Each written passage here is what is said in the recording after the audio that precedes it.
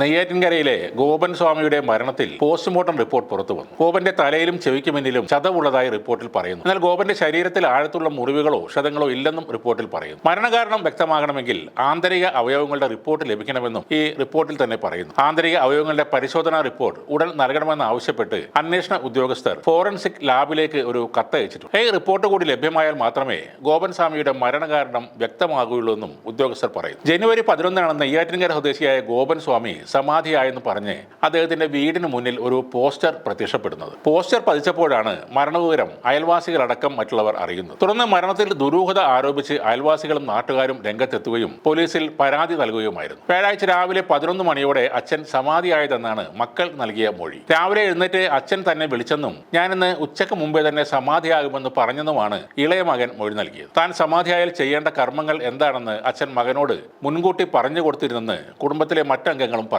അതിന് പിന്നാലെ സുഗന്ധദ്രവ്യങ്ങളും കോൺക്രീറ്റും ഉപയോഗിച്ച് മക്കൾ തന്നെയാണ് അച്ഛനായി സമാധി മണ്ഡപം കെട്ടിയത്. എന്നാൽ ഹൈക്കോടതി ഉത്തരവിന്റെ അടിസ്ഥാനത്തിൽ പിന്നീട് ഈ കല്ലറ തുറക്കുകയും അതിൽ നിന്ന് ഗോപൻ സ്വാമിയുടെ മൃതദേഹം കണ്ടെത്തുകയും ചെയ്തിരുന്നു. തുടർന്ന് പോസ്റ്റ്മോർട്ടം ഉൾപ്പെടെ പൂർത്തിയാക്കി ആ മൃതദേഹം കുടുംബത്തിന് വിട്ടു നൽകുകയായിരുന്നു. ഇപ്പോഴും നെയ്യാറ്റിൻകര ഗോപന്റേത് സമാധി തന്നെയെന്ന് ആവർത്തിച്ച് പറയുകയാണ് ആ കുടുംബം. ഈ സമാധിയിൽ നിന്നുള്ള വരുമാനം ഉപജീവന മാർഗമായി ഉപയോഗിക്കില്ലെന്നും പോലീസ് അന്വേഷണവുമായി പൂർണ്ണമായും തങ്ങൾ സഹകരിക്കുമെന്നും കുടുംബം അറിയിച്ചിട്ടുണ്ട്. ഗോപന്റെ പോസ്റ്റ്മോർട്ടം റിപ്പോർട്ടിന്റെ പകർപ്പ് പുറത്തു വന്നതിന് പിന്നാലെ മക്കളും ഭാര്യയും യുവമോർച്ച നേതാവുമാണ് മാധ്യമങ്ങളോട് പ്രതികരിച്ചത്. പോസ്റ്റ്മോർട്ടം റിപ്പോർട്ടിൽ പറയുന്ന ചതവുകൾ ഗോപൻ ചുമട്ടുതൊഴിലാളിയായിരുന്നപ്പോൾ ഉണ്ടായിരുന്നതാകാമെന്നാണ് ഭാര്യയായ സുലോചന പറഞ്ഞത്. പഴയ കാര്യങ്ങൾ അച്ഛൻ ഏൽപ്പിച്ചിരുന്നത് തന്നെയാണെന്ന് മകൻ രാജസേനും അറിയും. ഉപജീവന മാർഗമായി 2 പശുവിനെ നൽകാമെന്ന് കേന്ദ്രമന്ത്രി സുരേഷ് ഗോപി അറിയിച്ചതായും ഈ കുടുംബം പറയുന്നു. നെയ്യാറ്റിൻകര ഗോപന്റെ സമാധി കെട്ടാൻ വേണ്ടി കറവിയുള്ള പശുക്കളെ വിറ്റതായി അവരുടെ കുടുംബം നേരത്തെ പറഞ്ഞിരുന്നു. സമാധിയിൽ നിന്നും വരുമാനം ഉണ്ടാക്കാമെന്ന പ്രതീക്ഷകൾ ഇല്ലാതായതോടെ സമാധി കാണാൻ ആരും വരുന്നില്ലെന്ന രീതിയിൽ ഇവർ പരാതിയും പറഞ്ഞിരുന്നു. ഏറെ നാളായി കിടപ്പ് രോഗിയായിരുന്നു ഗോപൻ എന്നാണ് അറിയുന്നത്. അദ്ദേഹത്തിന് മക്കൾക്ക് ജോലിക്ക് പോകാൻ കഴിയാത്ത വിധം എന്തെങ്കിലും അസുഖം ഉണ്ടോ എന്ന കാര്യവും അറിയില്ല.